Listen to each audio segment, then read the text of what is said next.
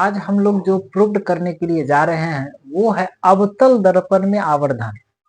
अवतल दर्पण में आवर्धन जो होता है, सबसे पहले आवर्धन होता क्या है? आवर्धन किसे कहते हैं? आवर्धन होता है प्रतिबिंब का ऊंचाई और वस्तु के ऊंचाई के अनुपात को ही हम लोग क्या कहते हैं?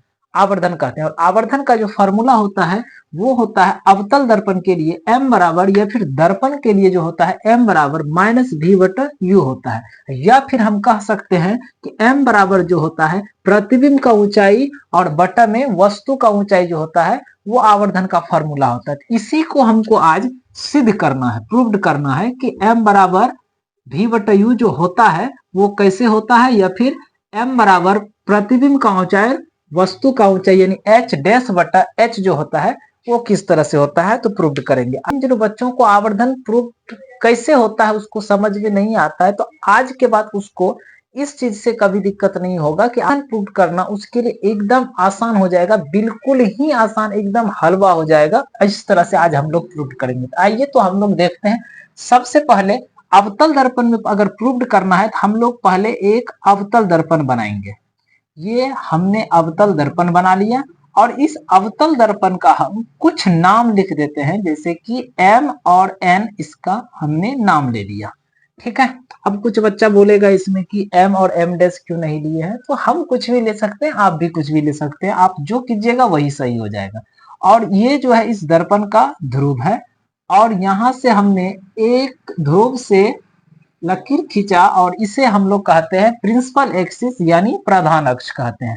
तो यहाँ पे इसका F होगा यानी फोकस होगा और यहाँ पे इसका वक्रता त्रिज्या यानी C होगा, कर्वेचर ऑफ पॉइंट होगा और इधर इन्फिनिटिव में गिना जाता है। इतना तो हम लोग को पता है, आसान सा बात है, सब छोटा मोटा बात हो गया। और हम जो है यहाँ पे अनंत और कर्वेचर के बीच में एक वस्तु को रखते हैं जिसका कि हमने नाम रखा A और B।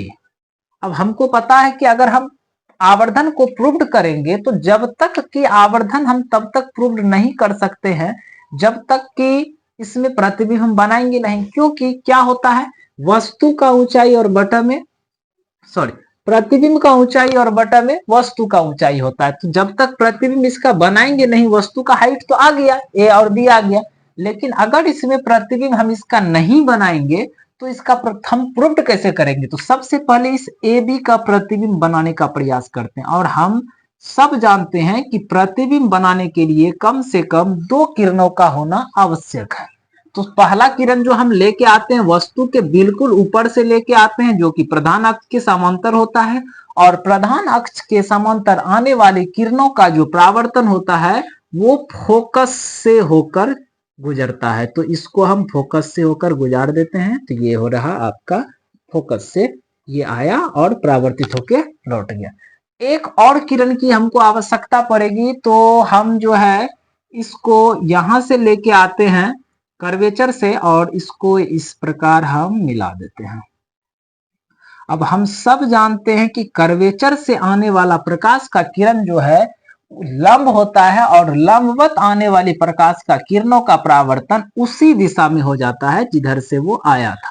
और यहाँ पे इस प्रकार हमें एक वस्तु से छोटा प्रतिबिंब देखने के लिए मिल रहा है जिसका कि नाम हो जाएगा B' और A'। यहाँ पे इसका प्रतिबिंब बन रहा है, हम सब देख रहे हैं।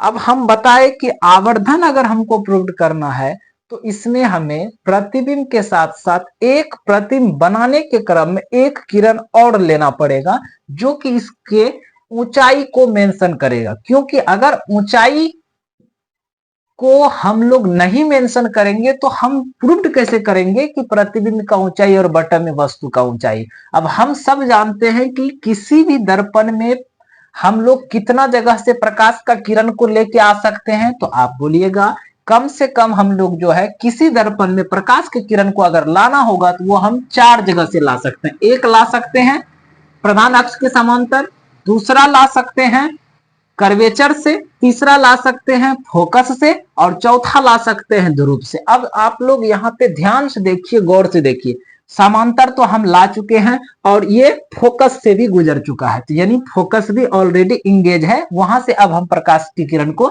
नहीं ला सकते हैं। दूसरा कर्वेचर बचता है, कर्वेचर से भी हम ला चुके हैं।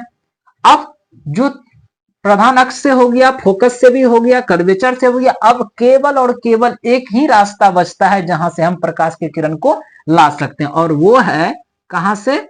तो आप कहिएगा वो जो बचा हुआ है वो है ध्रुव से। यहां से हम इसे ध्रुव से लेके आते हैं और इस तरह से ये, हाँ ये हो गया, ठीक है। चलिए चिक, यहां से ये आ गया। आप लोग इसको अगर कॉपी में स्केल के सहायता से बनाइएगा तो ये बिल्कुल इस प्रकार से कटेगा, बिल्कुल इस तरह से कटेगा। यहाँ भी ठीक ठाक ही है, ये एफ है मेरा, यहाँ पे एफ है।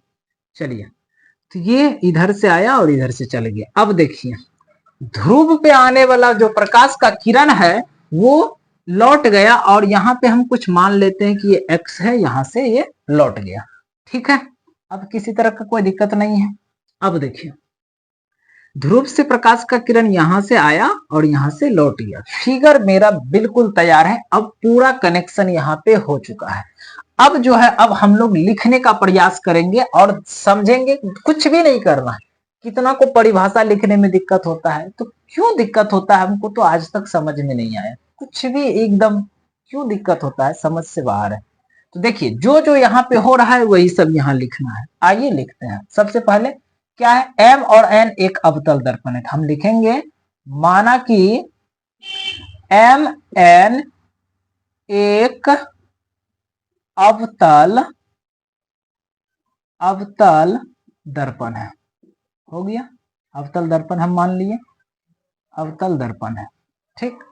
उसके बाद जिसके सामने ए और बी एक वस्तु रखा गया है, जिसके सामने अनंत और कर्वेचर के बीच, अनंत और कर्वेचर यानी सी के बीच ए बी एक वस्तु रखी गई है, अब वस्तु तो रख दिए, अब इसका प्रतिबिंब भी कहीं ना कहीं बनेगा। तो जिसका अच्छा एक बात बताइए, अवतल दर्पण में जो प्रतिबिंब बनता है, यहाँ पे जो बन रहा है कैसा प्रतिबिंब है? तो आप कहिएगा वास्तविक प्रतिबिंब है, क्योंकि यह दर्पण के सामने है। दूसरा हम देखें कि ए ऊपर था और यहाँ पे ए नीचे चला आया है, तो उल्टा है, उसे भी लिख देते हैं। वस्तु रखी जिसका वास्तविक और उल्टा प्रतिबिंब ए डैश बी डैश बनता, ए डैश बी डैश कर्वेचर और फोकस के बीच बनता है, ए डैश बी डैश सी और एफ के बीच बनता है। यहां तक किसी को दिक्कत नहीं है, कुछ नहीं किए हैं, जो जो यहाँ पे है वही हम लिख दिए। अब एक एक्स्ट्रा किरण जो हम बाद में लेके आए थे प्रतिबिंब बनने के बाद, उसको थोड़ा सा हम लिख देते हैं। ए पी एक अन्य किरण है जो दर्पण के ध्रुव पर आपतित होती है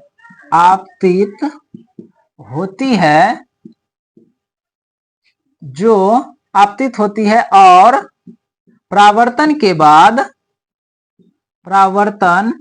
के बाद एक्स दिशा में चली जाती है।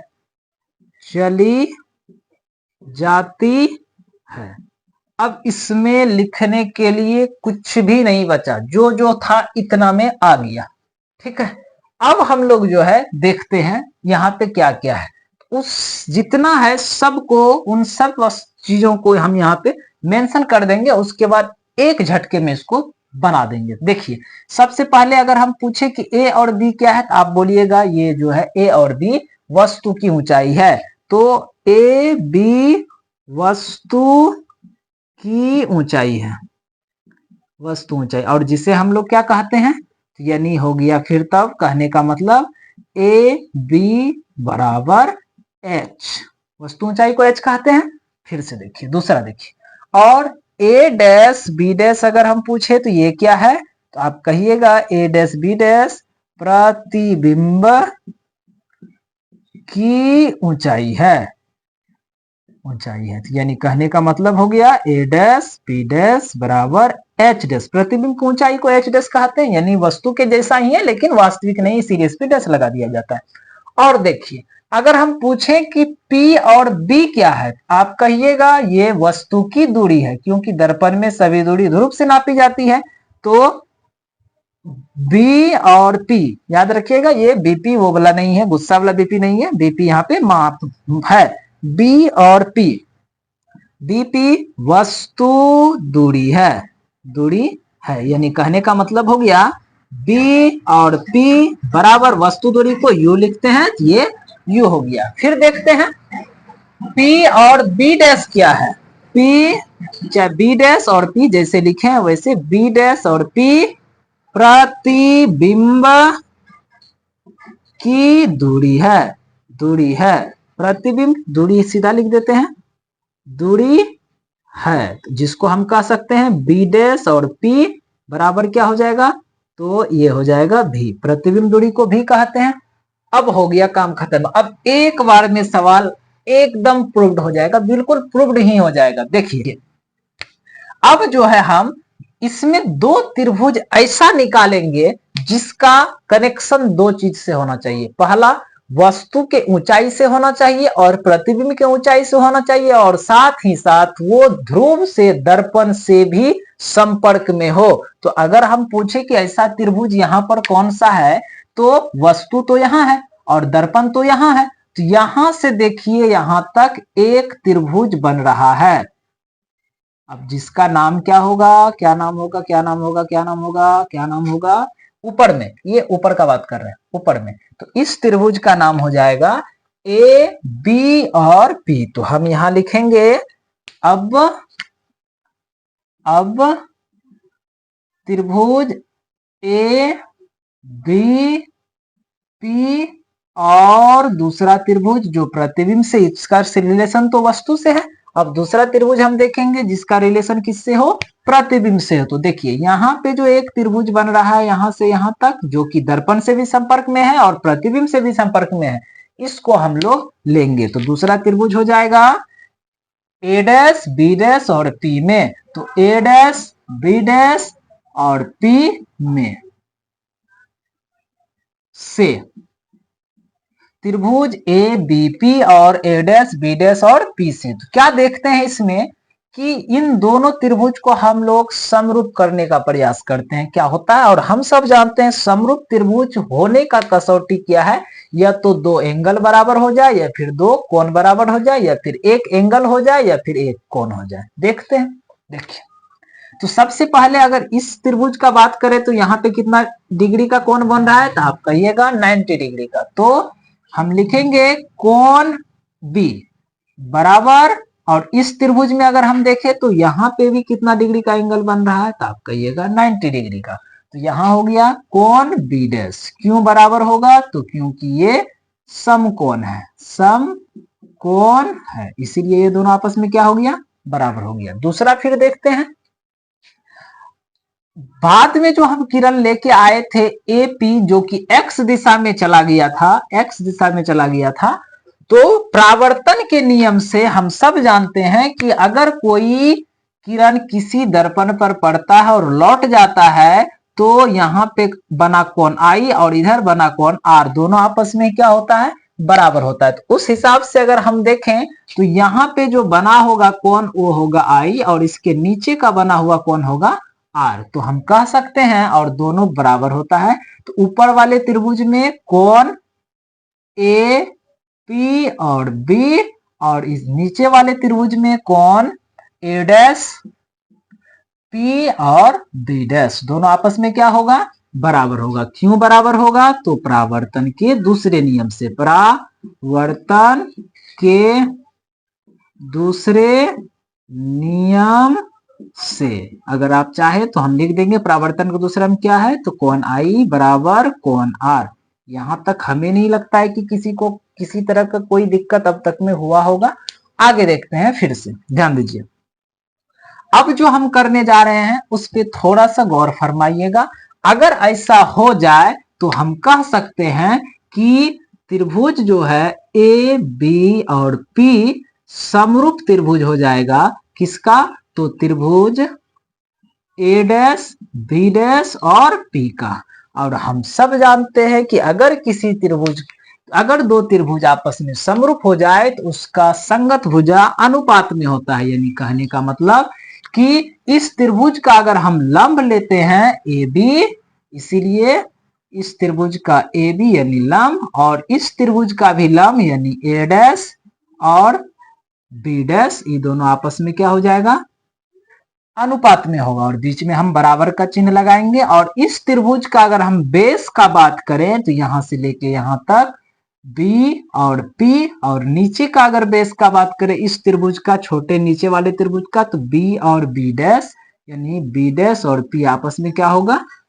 इक्वल होगा, बराबर होगा। अब देखिए हम यहाँ पे लिखे थे कि AB जो है वो H के बराबर है, वस्तु का डिस्टेंस है। तो हम यहाँ पे लिख सकते हैं ए बी के जगह पे क्या लिख सकते हैं? तो H लिख सकते हैं। और ए डैश बी डैश वो किसके बराबर था? तो H डैश के बराबर था। तो हम यहाँ लिख सकते हैं H डैश, बीच में बराबर है।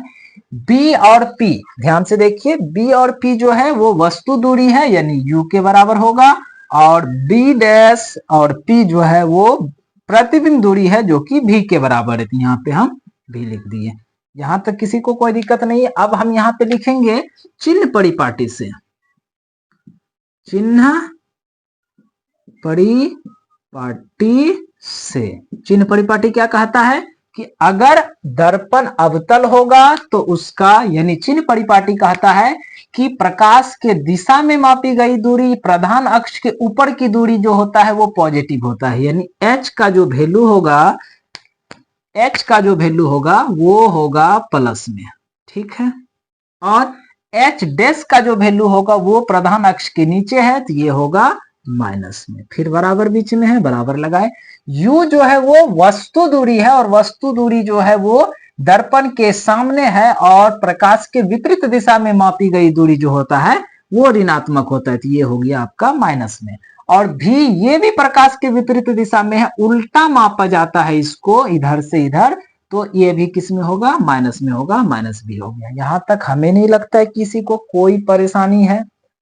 आगे थोड़ा सा आगे बढ़ते हैं, उसके बाद इसका काम खत्म। अब देखिए अगर यहाँ का माइनस और यहाँ का माइनस हम कटा दें तो हमारे पास जो बचेगा वो होगा H by H dash minus में और बराबर में U अपॉन V, ठीक है। अब अगर हम चाहें तो इसे क्रॉस मल्टीप्लीकेशन करके ऐसा कर सकते हैं, माइनस H डैश U और यहाँ पे H और V, यहां तक ठीक है। अब जो है हम क्या कर देते हैं, U को उठा के उधर भेज देते हैं और इससे H को इधर ला लेते हैं, यहाँ पे ऐसे कर दिए, ठीक है। तो माइनस H डैश और बटा में आ जाएगा आपका क्या? H डैश, और इधर H नीचे आ गया, और इधर V ऊपर में है और U चल जाएगा उधर माइनस लेके, तो U ऐसा हो जाएगा। अब आवर्धन में हम लोग पढ़े, थोड़ा सा और बचा हुआ है, यहाँ पे थोड़ा सा बचा हुआ है, बिल्कुल ही थोड़ा सा बचा हुआ है।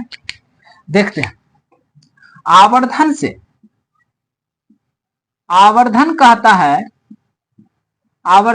है कि आवर्धन की परिभाषा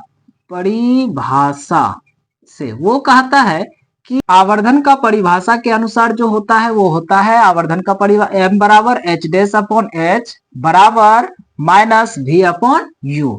तो अगर हम इसे समीकरण 2 का नाम